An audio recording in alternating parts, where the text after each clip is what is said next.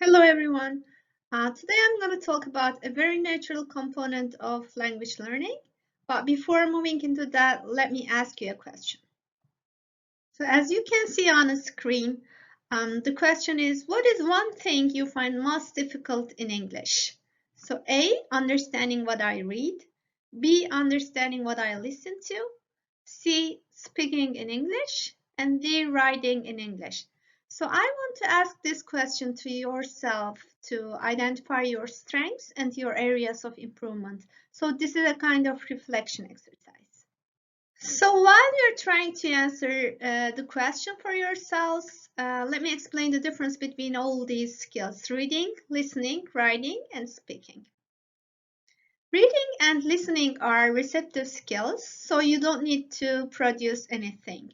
So you're mostly passive and your instructor or others or a text is the source. So they can help you most with these skills. On the other hand, writing and speaking are productive skills. So you are supposed to produce the language, so you must be active. So contrary to reading and listening, now it is your turn and you must be more active than your instructors. And they will, of course, guide and support you, but you are the one who will make the change. So, of course, we'll be around you creating the best speaking and writing opportunities and providing the best help. Indeed, what I mean is you must be active, you must move, and you must be willing to practice and benefit every practice opportunity. So look at this guy. Is it the way you feel about speaking? And maybe you don't need to share your answers, but based on my experience in many studies around the world, I'm sure many of you feel the way this guy feels when you're asked to speak in English.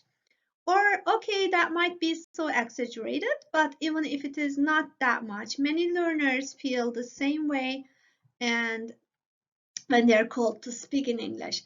And speaking and writing in a foreign language are the most anxiety-provoking skills since they are productive skills. And any production on earth actually is more challenging than any consumption. So that is actually so normal. You can think of your own life, whether production or consumption is easier. Of course, the answer is production is always harder. So it is a natural part of language learning process. So I want you to welcome it. And almost everybody has it. Please know this. And everybody experiences this. Every language learner experiences this, either with speaking or writing or even both. Of course, to some different extents, at some different levels. So some of you might be thinking that X or Y or someone you know can speak so well in English and doesn't seem anxious at all. So if you think they reached that level without any pain, the answer is absolutely no. So I can show you videos of many language learners, advanced language learners, and they can where they tell how they have improved their language skills, speaking skills, and how much effort they put and what strategies they used. So what I mean is no pain, no gain. And let me share a secret with you. I took public speaking classes from an expert who is training parliamentarians in the United Kingdom, and he was so experienced in public speaking and as a public speaking trainer. And he said, there is no one on earth who doesn't feel anxious when on stage.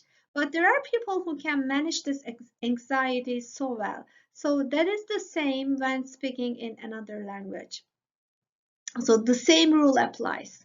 So a famous language expert, Scott Thornberry, said, oral practice makes, if not perfect, at least fluent. So let's take action. Practice, practice, practice until you drop.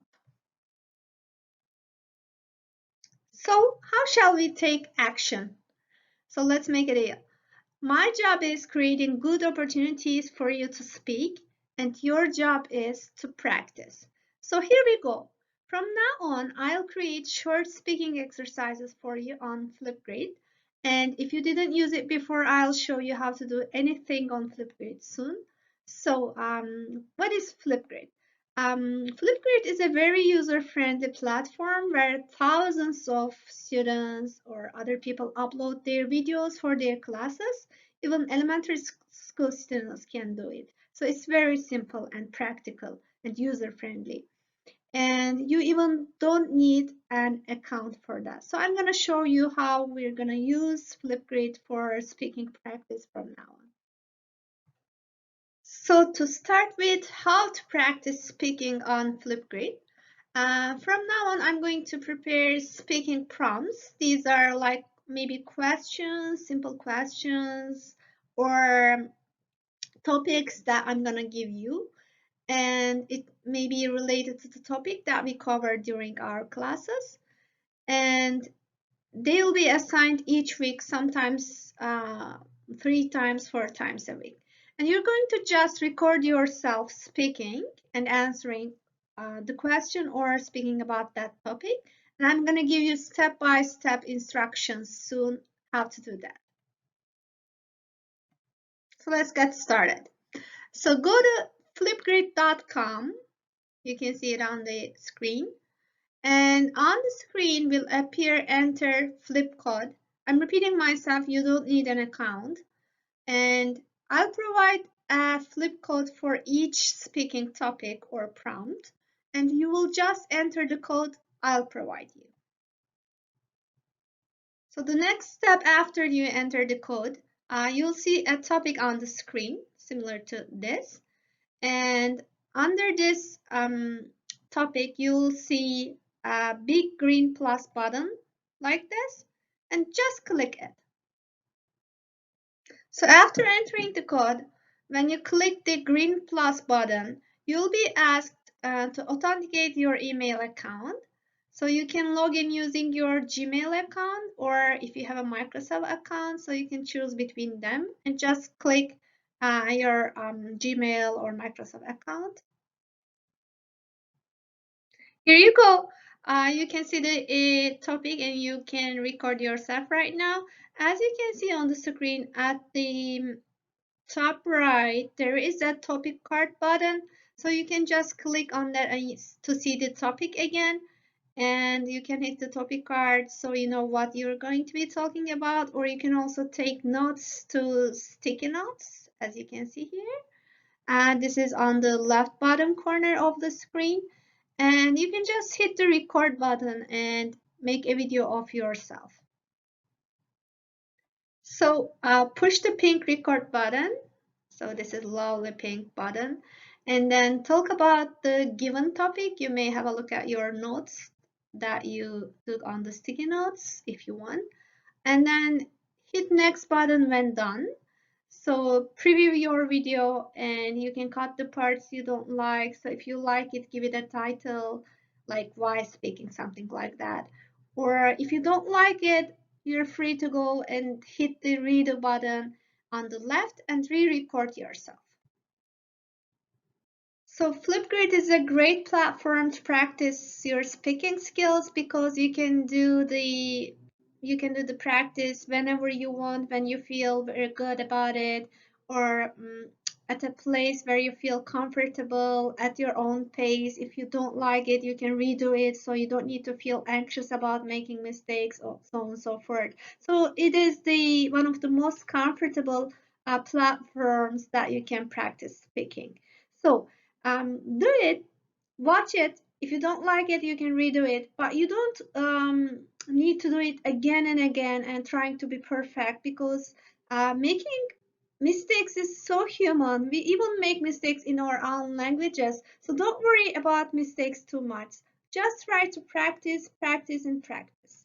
So whenever you feel ready, snap a selfie, decorate it if you like, and submit it. And you're done.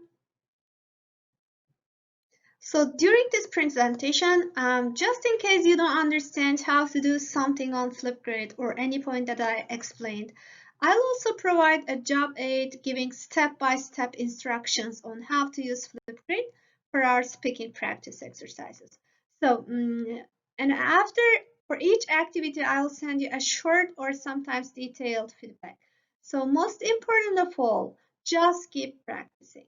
You can do it anywhere, anytime, of course, keeping in mind the due date. So I'll provide feedback and I'll give you the rubrics so that you can pay attention to particular areas.